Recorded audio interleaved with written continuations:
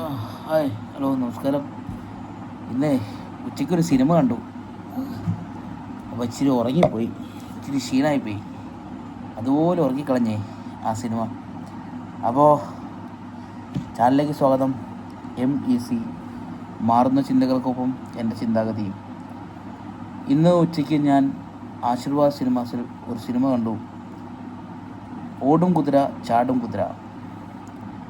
അൽത്താഫ് സംവിധാനം ചെയ്ത ഈ സിനിമയിൽ വൻ താരനിര തന്നെയുണ്ട്. ഈ സിനിമ എന്തിനു വേണ്ടിയാണ് എന്ന് ചോദിച്ചാൽ ചിലപ്പോൾ സംവിധായകന് പോലും അറിയില്ലായിരിക്കും എന്തിനാണ് ഇങ്ങനെ സിനിമ എന്ന്.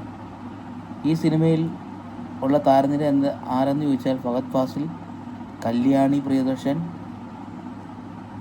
ലാൽ, ധ്യാൻ ശ്രീനിവാസനടക്കം ഒരുപാട് താരങ്ങൾ സിനിമയിൽ അഭിനയിച്ചിട്ടുണ്ട്. അവർക്കൊന്നും ഈ സിനിമയിൽ ഒന്നും ചെയ്യാനില്ല. അതാണ് സിനിമയുടെ ഏറ്റവും വലിയ പ്രത്യേകത.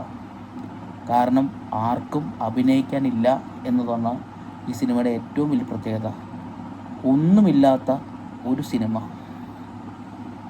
ഒരു സിനിമ ചെയ്യാൻ ഒരുപാട് കഷ്ടപ്പാടുണ്ടെന്നറിയാം. ഒരു സിനിമേനെ ഇങ്ങനെ വന്നിരുന്ന് കുറ്റം പറയരുതെന്ന് പറയാം. പക്ഷേ 2.5 മണിക്കൂർ തിയേറ്ററിൽ ഇരുത്തി വെറുപ്പിച്ചൊരു സിനിമയാണ് ഈ സിനിമ. എന്തെങ്കിലും ഒന്ന് ഒരു സിനിമയിൽ വേണം. നമ്മളൊരു സാധാരണ കഷ്ണം മേടിച്ചാൽ നമുക്ക് എന്തെങ്കിലും ഒന്ന് ഇഷ്ടപ്പെടും. ചിലപ്പോൾ ഒരു പാട്ടാവാം, ഒരു സീനാവാം, ചിലപ്പോൾ എന്തെങ്കിലും ഇഷ്ടപ്പെടും. ഈ സിനിമയിൽ ഒരു പാട്ടോ ഒരു സീനോ ഒരു സിറ്റുവേഷനോ ഒന്നും ഇഷ്ടപ്പെട്ടില്ല എന്നതാണ് ഈ സിനിമയുടെ ഏറ്റവും വലിയ പ്രത്യേകതയായിട്ട് എനിക്ക് തോന്നിയത്. ഓടും കുതിര ചാടും കുതിര വെറും ഒരു വേസ്റ്റ് കുതിരയായിപ്പോയി എന്നതാണ് എൻ്റെ അഭിപ്രായം.